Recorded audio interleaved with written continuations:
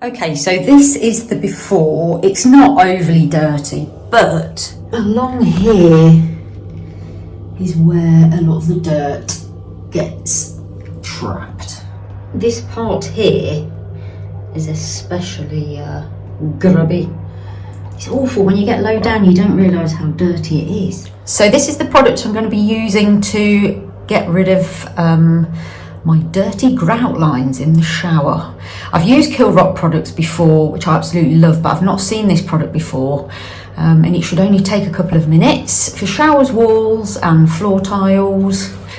And the instructions are: shake bottle well and spray along the grout line, leave for a short while, approximately 1 or 2 minutes, brush the grout with a brush and then rinse away with lukewarm water.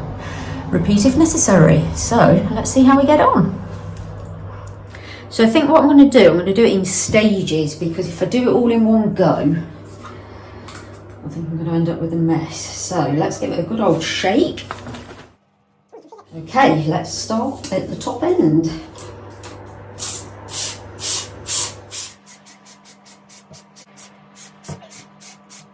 Need to make sure you're in a well ventilated room. I shall leave that for a minute. So I've left it for a couple of minutes. The liquid that's coming off it is looking slightly brown, so that's good.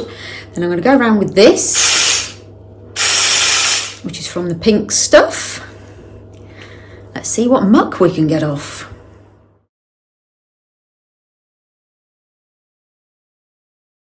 So you can certainly see where some of the muck is coming off. That's a really good combination. The spray and then the brush.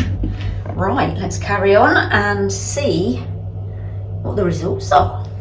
Really pleased with how that's turned out. It was a lot dirtier than I thought it was.